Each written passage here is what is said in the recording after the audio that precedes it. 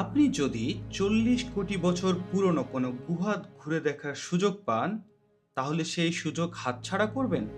সেখানে পৌঁছাতে হলে আপনাকে ভাঙতে হবে 272টা খাড়া সিঁড়ি, যেখানে প্রায় 134 বছর ধরে তামিলরা তাদের দেবতা মুরুগানের পূজা করে আসছে। আর আপনি যদি বাংলাদেশি হন, তাহলে 1000 কিলোমিটারের ভারত মহাসাগর পাড়ি দিয়ে যেতে হবে দক্ষিণ পূর্ব এশিয়ার দেশ মালয়েশিয়ায়। আসসালামু আলাইকুম, আমি মাসুম। তো চলুন শুরু করা যাক আমার মালয়েশিয়া সিরিজের দ্বিতীয় কিস্তি। আর আজকের ভিডিওতে থাকছে বাতু কেভস ঘুরে দেখার অভিজ্ঞতা। হ্যালো, এখন দুপুরে 1টা বাজে। আমরা দুপুরের খাবার খেয়ে বুকিত বিনতাংয়ের একটা মনোরেল স্টেশনের কাছে চলে এসেছি। প্রথম গন্তব্য হচ্ছে কেএল সেন্ট্রালের কাছে যাব। সেখান থেকে মেট্রোতে করে আজকের প্রধান আকর্ষণ হচ্ছে বাতু কেভস। এই কেভসটা হচ্ছে মালয়েশিয়ার খুব জনপ্রিয় একটা জায়গা। তো চলেন আজকে ঘুরে দেখাই বাতু কেভস এবং কিভাবে যাচ্ছি তার পুরোটাই দেখতে পাবেন এই ভিডিওতে। স্টেশনে উঠেই মনোরেলের টিকিট কেটে নিলাম। এখানে সবকিছুই খুব আধুনিক। এইরকম একটি টিকিট দিয়েছে। মালয়েশিয়ার ট্রান্সপোর্ট সিস্টেম কতটা সাজানো গুছানো, এটা এখানে এসে বুঝতে পারছিলাম। কুয়ালালামপুরে 2 ধরনের রেল আছে, আর আজকে 2 ধরনের রেলের সাথেই পরিচয় হতে যাচ্ছে। প্রথমেই চড়ব মনোরেলে। বুকিত বিনতাং থেকে যাব কেএল সেন্ট্রালে। মনোরেল একটিমাত্র কংক্রিট বিমের ওপর চলে। রুট ছোট ও সিটি সেন্টার কেন্দ্রিক। যাত্রী সংখ্যা কম হলেও এটি পর্যটন ও ডাউনটাউন চলাচলে বেশি ব্যবহৃত হয়। অন্যদিকে মেট্রো রেল 2 লাইনের রেলের ওপর চলে এবং শহরের বড় অংশ জুড়ে দীর্ঘ রুটে বেশি যাত্রী বহন করে। এটি মূলত দৈনন্দিন অফিসগামী মানুষের প্রধান ভরসা। এই মনোরেলের জানালা দিয়ে যখন বাইরের শহরটা দেখছিলাম, তখন দেখলাম চার্চ, মসজিদ, মন্দির সবগুলা খুব কাছাকাছি। এই শহরে যখন ঘুরছিলাম, তখন এদের ধর্মীয় সহিষ্ণুতা চোখে পড়েছে। সবাই নিজ নিজ ধর্ম পালন করছে, তাদের নিজস্ব পছন্দের পোশাক পরছে। এখানে মুসলমানদের মদ পান করার অনুমতি নেই, তবে হিন্দু, খ্রিস্টান বা ট্যুরিস্ট রাস্তার পাশে পাবে বসে মদ ও বিয়ার পান করছে। তাতে মুসলমানদের জাত চলে যাচ্ছে না। এই সমস্যাটা দেখেন, মালয়েশিয়া একটা জিনিস বলছি যে মানুষ খুবই ফ্রেন্ডলি। এই মেট্রো রেলের, এই মনোরেল বা মেট্রো রেলের মধ্যে অনেক যাত্রী আছে, তবে আপনি কোনো রকমের ভিডিও সাউন্ড দেখলে বুঝবেন তেমন কোনো আওয়াজ নেই। সবাই কথা বলছে, কিন্তু কথা বলার যে টোনটা অনেক লো। আর সেটার কারণেই পুরো রেলের মধ্যে আপনার সে কানে বাজবে না আওয়াজটা।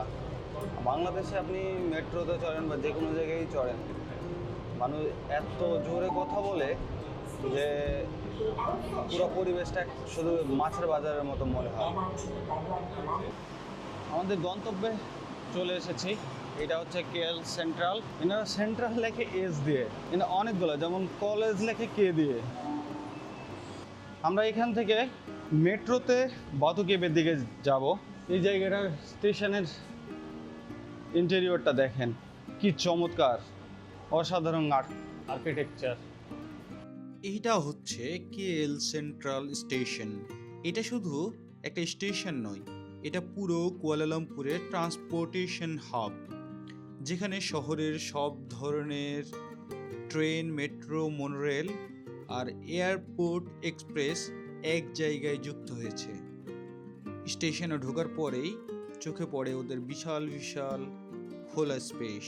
উপরে বড় বড় কাচের ছাদ, নিচে পলিশ করা ফ্লোর, সব মিলিয়ে জায়গাটা খুবই আধুনিক আর পরিষ্কার পরিচ্ছন্ন। মানুষের ভিড় থাকলেও কোনো বিশৃঙ্খলা নেই, সবাই লাইনে নিজের পথ ধরে চলে যাচ্ছে। রিঙ্গিত করে কার্ডে রিচার্জ করে নিলাম, আর কার্ডটার নিয়েছিল 10 রিঙ্গিত। টোটাল খরচ হলো 30 রিঙ্গিতের মতো। এখন ওখানে গিয়ে বুঝতে পারবো যে আসলে যেতে আমাদের কত খরচ হয়। আর ওখানে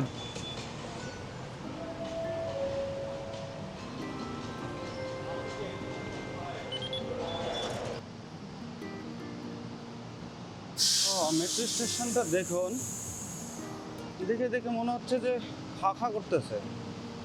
এখানে কিছুক্ষণ অপেক্ষা করার পর আমাদের কাঙ্ক্ষিত মেট্রো রেলটি চলে আসে আর আমরা উঠে বাতু কেভসের দিকে রওনা দিই। মেট্রোটি প্রায় খালি ছিল আর যে ভদ্রলোককে সিটের উপরে পা তুলে দেখছেন তিনি একজন বাংলাদেশি। তার বাংলাতে কথা বলা দেখেই বুঝতে পারলাম। আমরা এসে পৌঁছে গেছি। এটা হচ্ছে বাতু কেভস মেট্রো স্টেশন।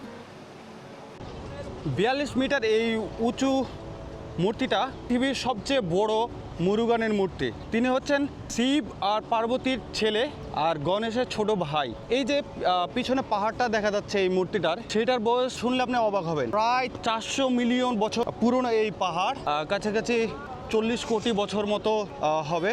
এই পাহাড়টা চুনা পাথরের তৈরি। 1891 সালে দক্ষিণ ভারতীয়রা এখানে এসে এই মন্দিরটা বানায়। তবে এখন আর এটা শুধু মন্দিরের মধ্যে সীমাবদ্ধ নয়, এটা একটা বিশাল বড় ট্যুরিস্ট স্পটে পরিণত হয়েছে। এই পাশে আপনি দেখতে পাচ্ছেন মার্কেট, ওপরে রেস্টুরেন্ট আছে, খেতে পারবেন। এই পাশে আপনি শপিং করতে পারবেন। এই নিচে ছোট ছোট 2-3টা মন্দির আছে। আমাদের আরেকটা বড় আকর্ষণ হচ্ছে কেভ বা গুহা। এই গুহাটা উঠতে গেলে অলমোস্ট 272টা সিঁড়ি উঠতে হবে। আর এই সিঁড়িগুলোর আপনি কালার দেখেন, বিভিন্ন রঙে রঙিন করে এই সিঁড়িগুলো সাজানো হয়েছে। তাহলে আপনার অ্যাটলিস্ট চোখে ধরবে না এই বিষয়টা। আপনি যদি একই কালার হতো তাহলে এই জিনিসটা খুব একটা সুন্দর দেখাতো না। তবে বিভিন্ন কালার করে দেওয়া, শেডিং করে দেওয়ার কারণে জিনিসটা অনেক সুন্দর লাগছে। আপনার এই জায়গার এনভায়রনমেন্টটা একটু দেখেন। এই জায়গাটাতে অনেকগুলো কবুতর আর মানুষজন খাবার কিনে তাদেরকে খাওয়াচ্ছে, ছবি তুলছে। চারপাশটার পরিবেশটাই অন্যরকম। এই জায়গাটায় আরও বেশি জাঁকজমকপূর্ণ হয়ে যায় যখন থাইবাজম নামে একটা উৎসব হয়, ভারতীয়দের একটা ধর্মীয় উৎসব। এখানে তখন এই জায়গাটা পুরো কালারফুল হয়ে যায় এবং হাজার হাজার দর্শনার্থী এখানে আসে। বিশেষ করে হিন্দুরা বেশি আসে, কারণ তাদের এটা একটা নিজস্ব ধর্মীয় উৎসব। আর এই যে মূর্তিটা দেখছেন, এটার কালারটা সোনালি। তবে অবাক হবেন, এটার কালার সোনালি এবং এটাতে আসলেই সোনার প্রলেপ আছে। এই কেভসের ভিতরে ঢোকার আগে আপনাদেরকে এই জায়গাটা ঘুরে দেখাই। খুব সুন্দর করে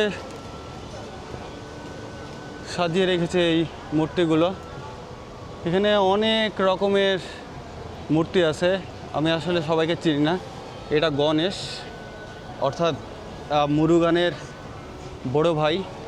লর্ড মুরুগান মূলত হিন্দু যুদ্ধ দেবতা। দক্ষিণ ভারতে তামিলরা ওনাদের পূজা করে থাকেন। হালকা হালকা বৃষ্টি হচ্ছে, যদিও সেটা তেমন সমস্যা না। এই জায়গাটা দেখায় আসলে মন্দিরটা কি সুন্দর একটা জায়গায়। বিশাল একটা পাহাড়ের নিচে মন্দিরটা বানাইছে। 1891 সালে দক্ষিণ ভারতের তামিলরা এখানে সেই মন্দিরটা বানায়।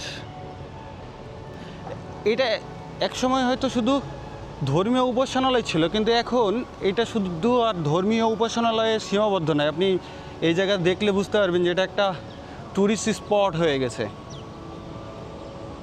যদি মালয়েশিয়ার ডেমোগ্রাফিক চিন্তা করি, এই দক্ষিণ ভারতীয়রা কিন্তু একটা বিশাল অংশ দখল করে আছে। কাছাকাছি 6% মালয়েশিয়ান হচ্ছে আসলে এই দক্ষিণ ভারতীয় থেকে আসা। সাথে কাছাকাছি দ্বিগুণ পরিমাণে চাইনিজ আছে, কাছে সেটা 12-13%। বাকিগুলা মালয়, অর্থাৎ স্থানীয় মালয়েশিয়ান। এই পাশে একটা শপিং মল আছে, এই জায়গা থেকে শুরু হয়ে একদম ওই পাশ পর্যন্ত চলে গেছে। এদিকে আর কিছু নাই। চলেন ওইদিকেই যাই, ওইদিকে গিয়েই দেখতে পাবো যে আসলে আর কী কী দেখা যায়। আমি আসলে মন্দিরের মধ্যে ঢুকছি না, এটা সম্ভবত ডেডিকেটেড হিন্দুদের জন্যই হতে পারে। এই যে সোজা এদিক দিয়ে মূল গেট দিয়ে ঢোকার পরে হাতের বাম পাশে গেলেও আপনি ছোট ছোট কয়েকটা মন্দির দেখতে পাবেন। চলেন আমি ওই জায়গাটাও একটু ঘুরে দেখাই যে এই পাশে কি দেখা যায়। ওয়াও, এই জায়গাতে কেভ ভিলা এন্ট্রেন্স, তো 10 রিঙ্গিত লাগে, কাছাকাছি বাংলাদেশের 300 টাকা। এই মুহূর্তে ওই 300 টাকা দিয়ে আসলে ওইটুক জায়গায় যাওয়ার ইচ্ছা হলো না, তবে আপনি বাইরে থেকেই ফ্রিতেই, আমিও দেখি আপনাদেরকেও দেখায় দিই, ঝর্ণা টাইপ আছে। এটা সম্ভবত প্রাকৃতিক ঝর্ণা, ওই জায়গায় পানি পড়ছে, এই জায়গায় এটা ছোটোখাটো লেকের মতো হয়ে আছে। এই জায়গায় দেখেন অনেক মাছ, তেলাপোয়া মাছ। আর এই জায়গায় একটা ওয়ে করে দেওয়া আছে, যেটা আবার ওই পাশে গিয়ে মিশেছে। আমরা ওই দিকটাতে ঘুরে যাই, আসলে ওই পাশে কি আছে দেখি। আর এই পাশটা হচ্ছে মেট্রো স্টেশন, আমরা যে মেট্রোতে আসছি সেই মেট্রো স্টেশনটা এই পাশে। এখানে আরও অনেকগুলো বানর, সবাই কিছু না কিছু খাওয়াচ্ছে। এইখানে একটা মন্দির, আর এই জায়গায় একটা বিশাল বড় ঈগলের মূর্তি। জানি না এখানে কোনো ধর্মের সাথে কোনো সম্পর্কিত কি না, তবে বেশ সুন্দর একটা ঈগলের মূর্তি। আর এখানে ময়ূর, ওয়াও, এই যে দেখা যাচ্ছে এখানে। ওই জায়গায় আরেকটা অনেক সুন্দর ময়ূর দেখতে পাচ্ছি। এটা কালারটা দেখেন, আমরা আসলে ছোটতে একটা একটা করে ময়ূরের পেখম নিয়ে বইয়ের মধ্যে রেখে দিতাম আর ভাবতাম এটা বড় হবে। আমরা বড় হয়ে গেছি, কিন্তু আসলে ওই ময়ূরের পেখম আর বড় হয়নি। এই জায়গার মন্দিরটাও বেশ সুন্দর, উপরে স্বর্ণের কালারের মতো কালার, জানি না এটা আসলে স্বর্ণ আছে কি না, তবে ফিনিশিং দেখে মনে হচ্ছে এটা স্বর্ণের প্রলেপ থাকতে পারে। এটা জুম করলে দেখতে পাবেন কতগুলো বানর আছে এখানে। ওইটার মধ্যে দেখেন প্রত্যেকটা জায়গায় এই বানরগুলো ঘুরে বেড়াচ্ছে। ওয়েদারটা এতই ভালো আজকে, চারিদিকে মেঘ, আকাশে মেঘ দেখেন, কারণ এই কারণে পরিবেশটা ঠান্ডা। কারণ আমরা মালয়েশিয়াতে আসার পর থেকেই রাজশাহীর মতো গরম পাচ্ছি, কাছাকাছি 30-32 ডিগ্রি তাপমাত্রা, এবং ওই তাপমাত্রায় আসলে অনেক বেশি ঘেমে যাচ্ছিলাম। কিন্তু আজকে এই পরিবেশটা আমাদের খুবই উপকার করছে। আবার হাঁটতে হাঁটতে ওই সিঁড়ির দিকে যাব, সিঁড়ি দিয়ে আমরা ওই কেভটাতে ভিতরে দেখব আর আপনাদেরকে দেখাবো ওই কেভসের ভিতরে। ভিডিওটি কেটে কেটে না দেখে পুরোটাই দেখুন, অনেক সুন্দর সুন্দর জায়গা দেখতে পাবেন। বৃষ্টি অনেক জোরে চলে এসেছে, আমাদের মনে হয় খুব দ্রুতই ওপরে চলে যাওয়া উচিত, অথবা কোনো এক জায়গায় শেল্টার নেওয়া উচিত, কারণ এই ট্রাভেলিং অবস্থা ভিজতে চায় না। তুরুং ছড়ার দিকে গিয়ে একটা মাইক্রোফোন, এই যে মাইক্রোফোন দেখছেন, এই মাইক্রোফোনের আরেকটা পার্ট নষ্ট করেছি। অলমোস্ট 25,000 টাকা দিয়ে কেনা একটা মাইক্রোফোন, আমি এইটা নষ্ট করলে ব্লগও কন্টিনিউ করতে পারবো না। সো আর দ্রুত কোনো একটা শেল্টারে চলে যাওয়া উচিত। ওই জায়গায় গিয়ে যদি ওই সিঁড়ির নিচে চলে যাই সম্ভবত বেটার হবে, তাহলে আমাকে সিঁড়িতে ওঠার জন্য আর আলাদা করে এখানে আসতে হবে না। জায়গাটা পুরো ফাঁকা হয়ে গেছে এখন। এই পাশটা আপনাদেরকে দেখিয়ে দিই আরেকবার কোথায় যাচ্ছি। ওই সিঁড়ি দিয়ে উঠে এখন আমি চলেই যাব, কারণ বৃষ্টির ভিতরে যদি আমি কেবের মধ্যে ঢুকে যেতে পারি তাহলে বরং সেটাই ভালো হবে। তো চলেন সেই বিখ্যাত গুহার মধ্যে নিয়ে যাই আপনাদেরকে, আর দেখাই ওখানে আসলে কি কি দেখা যায়। সাথেই থাকুন। এখানে 272টা সিঁড়ি উঠতে হবে।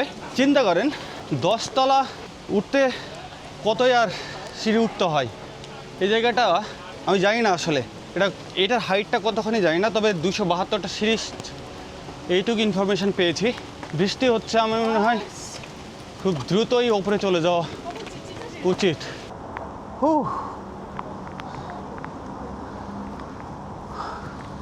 অনেক বেশি ক্লান্তি লাগছে।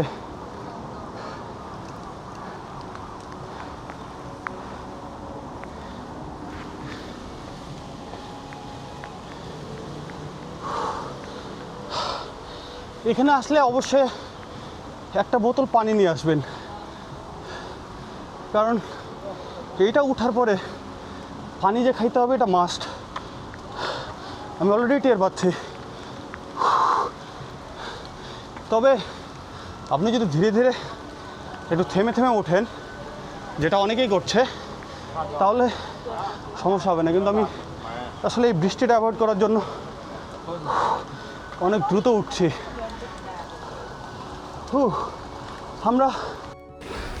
আমি প্রায় খুব কাছাকাছি চলে এসেছি।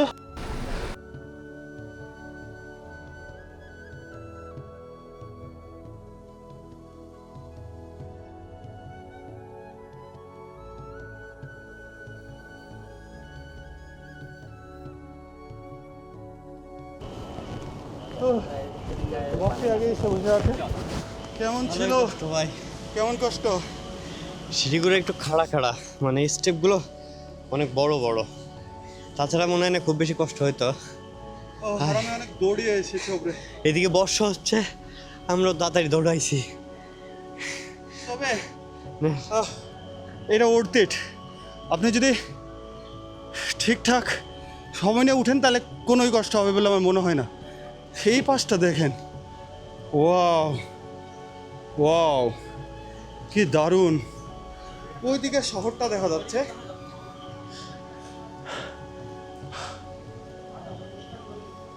আর এই পাশ থেকে চুনা পাথরের পাহাড়গুলো দেখেন।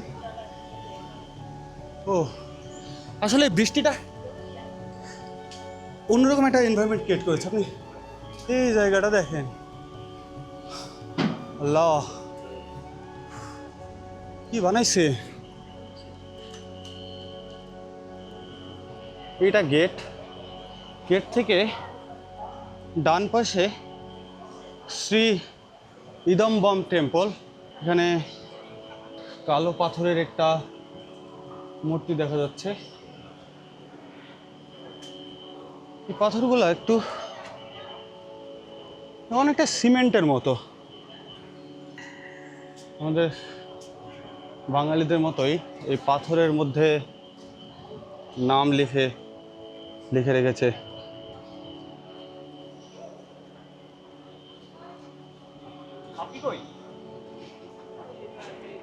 এই জায়গাটা দেখেন, ওয়াও, একদম গর্জিয়াস জায়গা। এই জায়গাতে মনে হচ্ছে যে আইস যেরকম ঝুলে ঝুলে থাকে, পাথরগুলো এইভাবে ঝুলে ঝুলে আছে এখানে। ওয়াও,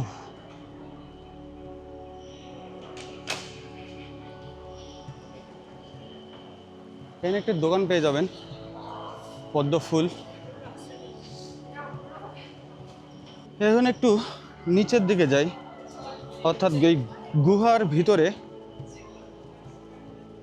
এই পাশে কিছু সুভেনিয়ার শপ আছে, চাইলে প্রিয়জনদের জন্য কিছু নিয়ে যেতে পারবেন। ওয়াও, এই জায়গাটা দেখেন। আসলে একটা ক্যামেরার অ্যাঙ্গেলে ঠিকঠাক এর গভীরতা বোঝানো সম্ভব না। খালি চোখে এই জায়গাটা কি অসম্ভব সুন্দর লাগছে, আনবিলিভেবল। ওইদিকে আরেকটা সিঁড়ি আছে, ওখান থেকে আবার সিঁড়ি বেয়ে উঠতে হবে। মন্দিরগুলোর ভিতরে ঢুকতে গেলে আসলে জুতা খুলতে হবে। এই মুহূর্তে আমি জুতা খোলার পক্ষে নাই। তো হেঁটে হেঁটে এই চারপাশটা, এখানে অনেকগুলো বাদুড়, কবুতর আছে, অনেক কবুতর আছে। এই জায়গায় একটা মন্দির, আর এই পাশে ময়ূর পেখম মেলে আছে, এটাতে বসে আছে। নিচেও আবার ময়ূরের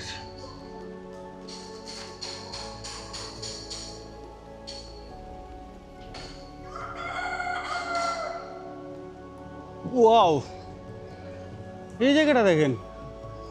বৃষ্টি পড়তেছে কিন্তু আমি যেখানে দাঁড়িয়ে আছি সেখানে কোনো পানি নাই, বৃষ্টিটা ওই পাশে পড়তেছে। ওয়াও,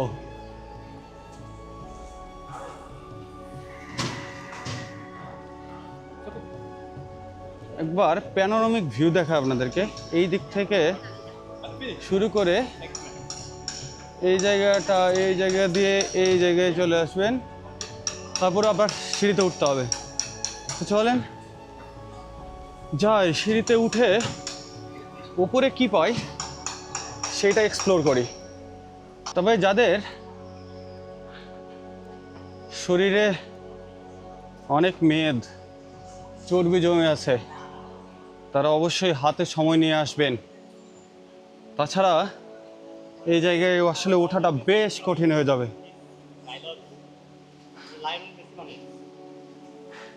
আমার বন্ধু সুমন সামনে, ওরা দেখাইলাম না কারণ কপিরাইট চেয়ে বসতে পারে। ডেফিনেটলি ঘুরে নিয়েছি ও আস্তে আস্তে, এখন দেখতে পেয়ে গেছেন ও ওখানে আছে, ও আলাদা করতেছে। আমরা একই জায়গায় ঘুরি কিন্তু আসলে আমাদের narration, planning, everything is different.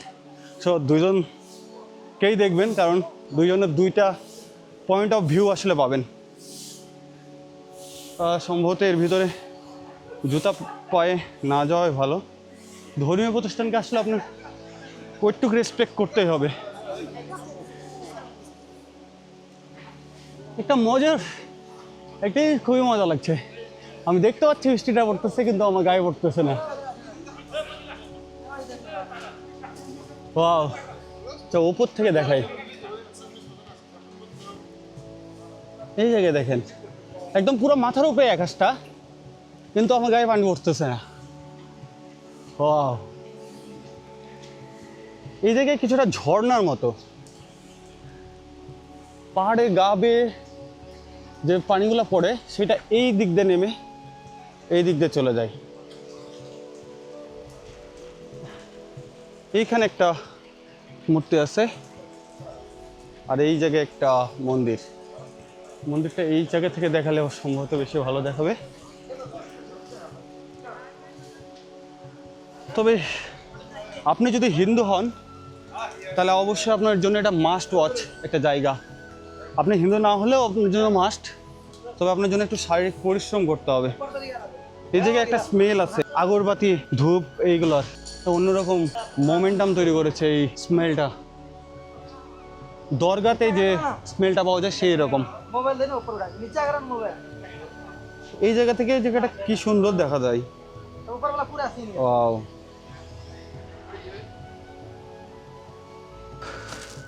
সেই যে বৃষ্টি শুরু হয়েছিল 1.5-2 ঘন্টা আগে, এখন পর্যন্ত বৃষ্টি থামে নাই।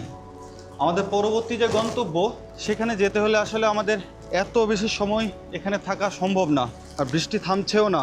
তাই একটা 120 টাকা দিয়ে টেম্পোরারি রেইনকোট কিনে নিয়েছি, খুবই পাতলা, তবে আশা করা যায় কাজ চলে যাবে। এখান থেকে দেখুন কি পরিমাণ বৃষ্টি হচ্ছে, ভিজিবিলিটি কয়েকশো মিটারের মধ্যে চলে আসছে। ওই পাশে যে শহরটা দেখা যাচ্ছিল প্রথমে, সে শহরটা এখন আর দেখা যাচ্ছে না। আমাদের এখন যেতে হবে বাতুকে মেট্রো রেল স্টেশনে। সেখান থেকে আমরা চলে যাব কেএল সেন্ট্রাল স্টেশন। প্রায় নেমে গেছি, আর একটা বড় ধাপ পার হলেই হবে। এই জায়গাটা দেখুন,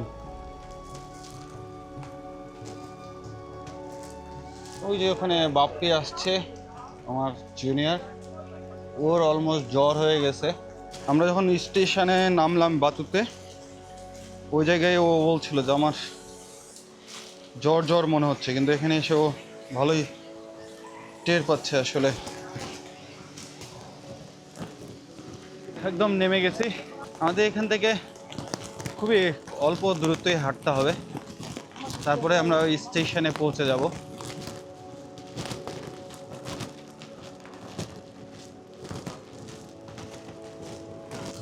এই ভিডিওটি যদি আপনার ভালো লেগে থাকে তাহলে অবশ্যই লাইক, কমেন্ট, শেয়ার করে আমাকে সাপোর্ট করবেন। আর দেখা হচ্ছে আগামী ভিডিওতে। ততক্ষণ পর্যন্ত বাই বাই।